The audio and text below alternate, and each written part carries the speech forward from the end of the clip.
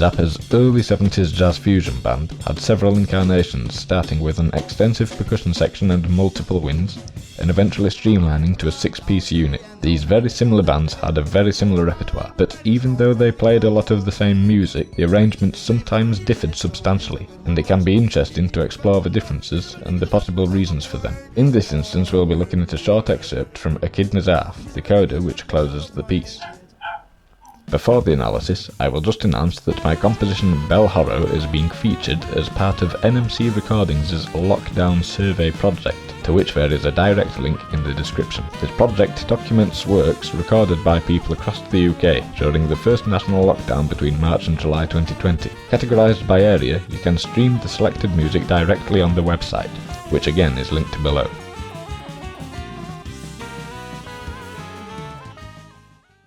Proceeding with the analysis, let's first examine the melody. Immediately, we note that the melody is an ascending sequence.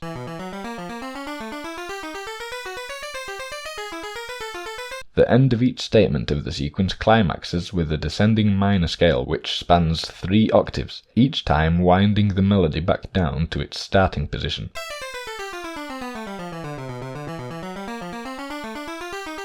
This melody was almost certainly written on guitar. 2 things give this away. Firstly, the way the cell transposes suggests the geometry of the guitar, in that you can clearly see that Zappa came up with a lick and just started to move the shape around the neck.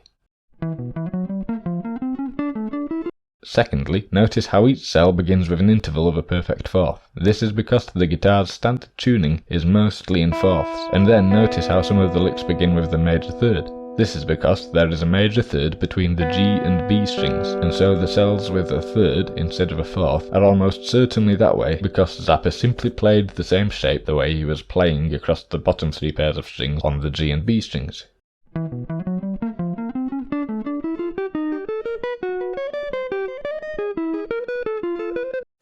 Also, beware the ending on the repeat of the melody. Instead of moving in a stepwise motion from the B back to the D, the B moves down to A, interpolated by an A sharp. There is a second section to the melody which is slightly more complicated, and it is this section which we will pay most attention to.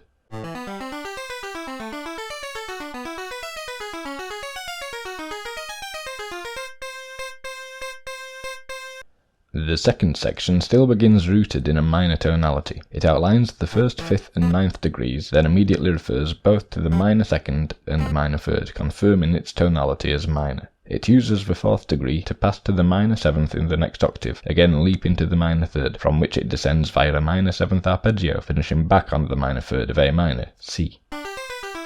It then proceeds as a simple sequence, ascending by outlining a pair of suspended 4th arpeggios, and then descending via a major 7th arpeggio at the point where the sus4 resolves to the 3rd degree. This is simply transposed up a whole tone each cycle, until the final iteration is augmented by 2 extra notes, the root of the chord and the 4th degree. It is also evident that the first 3 notes of the sequence are designed to pivot out of the A minor feel into the sequence of suspended 4th or 2nd and major 7th arpeggios that ensues. Whilst I looked at the pictures from the first occurrence of the sequence as relating to the first A in this melody, we can see that after the first 3 notes, Zappa is already outlining a C suspended 2nd arpeggio starting on the 5th degree. After the descent of the C major 7 arpeggio, the next sequence starts on an A, seemingly reinforcing the established A root, but this is deceptive, as the A is in fact the 5th degree of a D sus2 arpeggio, as we can see both in the direct transposition of the previous melodic cell and the keyboard harmonies. Again, this sequence seems to have been written on guitar. Those major 7th arpeggios are easy to sweep, and those sus4 voicings fall comfortably under adjacent fingers.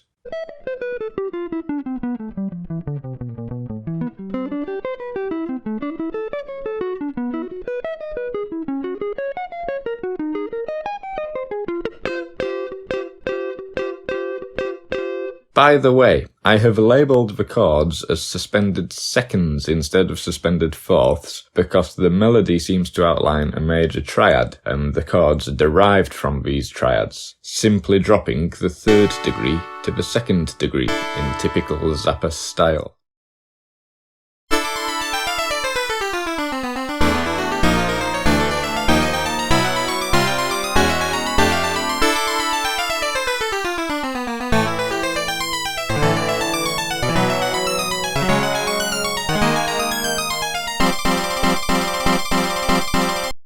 The rhythmic focus is the way accent determines meter.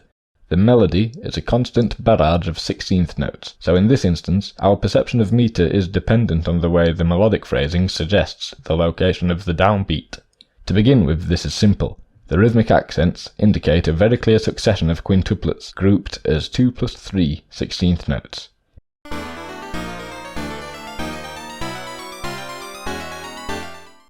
In the second half, this becomes more interesting. Our established expectations are subverted by the displacement of the rhythmic accents. So although the total number of notes is divisible by 5, there are 50 notes in the melody, 10 bars of 5/16, this piece is no longer as clearly rooted in 5/16.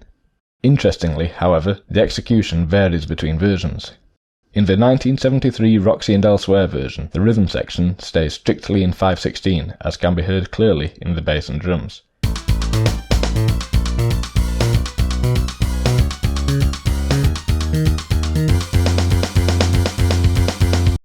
However, the melodic phrasing suggests something else. A group of 3 and then a sequence which alternates groups of 5 and 4. Because the downbeats of the melody do not consistently align with the downbeats of the rhythm section, this creates a polymetric effect. In other words, it sounds like there are 2 simultaneous meters. However, the groups of 9 in the melodic sequence are already displaced by 3 16th notes, which means the group of 9 and the group of 5 do not begin on the same beat, and never manage to complete a full cycle. The third iteration of the sequence does begin on a downbeat, but the fourth iteration is the final iteration, and rather than reaching the end of its natural cycle, 2 additional notes complete the sequence, compensating for the missing 2 notes from the initial group of 3 by which the sequence was originally displaced. This indicates that although it was clearly intentional to create a rhythmic ambiguity by contrasting these irregular phrasings with the previous unambiguous groups of 5, the use of polymeter is not structurally integral to the form.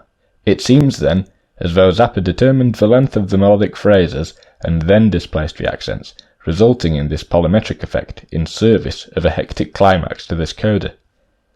This rhythmic contrast is achieved differently in the 1974 Helsinki concert version, however. The melody is exactly the same, but the rhythm section no longer persists in 5/16. Instead, the accents move in line with the natural accents of the melody.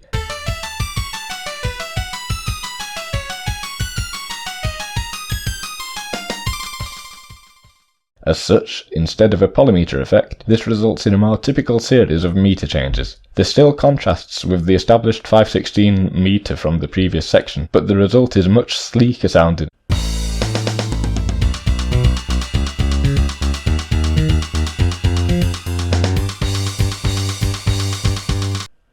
Interestingly, this piece is played much faster than the 1973 version, so perhaps this change was made to make it less likely that somebody would miscount the polymeter at a higher tempo. Notably, the bass line is slightly different too, ascending entirely in whole tones. There doesn't seem to be much harmonic significance to this, other than the fact the bass is no longer playing the tonic, which here is merely cosmetic, so perhaps it was just the choice of Tom Fowler. At any rate, what can we take away from the use of 2 slightly different rhythmic devices, polymeter and simple meter changes, in these 2 versions of this tune? The differences in the effects of the 2 techniques have a clear impact on the way the piece feels overall. As we observed, there is a dense chaos in the polymetric version, contrasted by a sleeker, tighter feel in the version with the meter changes, but both versions retain the same melodic phrasing in the lead parts. As such, we can see how the rhythm section is being used to vary the colour of the piece without drastically changing it, so we might take a cue from this and experiment with subtly different rhythmic techniques in our own accompanimental writing when we want to create slightly different contexts to influence the character of our lead parts. So that's just a short look at a small excerpt from a longer piece, but I hope it gave you some insight. I am in the process of making a dog breath variations analysis, like I said before, but I don't quite have a date on that yet. In the meantime, have a listen to this tune by my friend Joe Albano, the Madman. I played bass on it, don't let that put you off. It's called Titanarum, and as the old adage goes, the link's in the description.